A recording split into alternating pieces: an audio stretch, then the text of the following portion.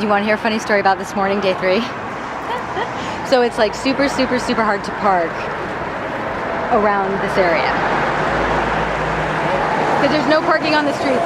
It's not an urban environment, it's a suburban environment. Right? And so in this suburban environment, there's literally like this apartment complex, which by the way is huge. This apartment complex, there's no parking for super far. So I actually, with a cart, trucked in all the stuff like on foot from where my car is parked. So get this one, I have a little dolly, it's dark, I'm scared, you know, this is very scary. So I'm scared, I'm like shaking, I'm like scared. And I'm actually pushing in the dark. And at one point the sidewalk ends, and so I'm pushing in the dirt. And I had to go about 0.3 miles. And I will tell you that even though this doesn't like look like a big thing, to have to go 0.3 miles with all of this, and the food and the camera and everything else. Oh, okay. So there's these blocks, right? You know, who's in?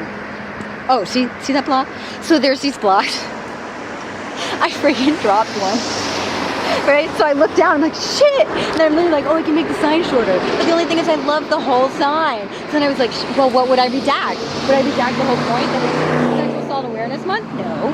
You know, I'm not gonna redact my statement, how to change the world, and then I'm gonna redact the information I'm trying to give to the women that live here? No! So then I was like, shit, I have to find it. So then I had to leave my car, right? And there's like a man walking by, I have no idea. I'm thinking, you know, you just have no idea if there's a connection or not. And I literally had to sprint, right, with all my jackets on, everything else, because it's freezing. I had to sprint back, just hoping to run into it. And so, of course, I found the darn block, and then I had to sprint back to the dolly and go.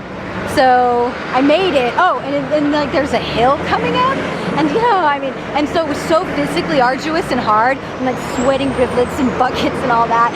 And I was literally just like, damn, I can't believe people would think I do this because I'm bitter. I can't, you know, like that, like the woman, I think probably maybe Aurora's or Adalberto's friend or something. Again, trying to, you know, find the whole of that what I'm doing has really negative motivations. Just, dude, I felt like going, you know, I hefted all this shit on my back and went like, freaking, maybe not back, you know, 0.3 miles on this, with this cart.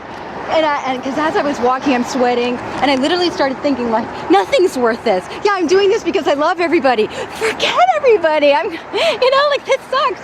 And then this is what got me going. I actually thought to myself, you know what, Unmini, just pretend you're in Tough Mudder, right? That race where everybody has to do physically arduous things. You completely want to do it. Why don't you just pretend that this is Tough Mudder? And so there I was, because I had to be like totally hunched over, you know, and like pushing from like a 90-degree angle, all this stuff up the hill. And and so I pretended that I was in the Tough Mudder race.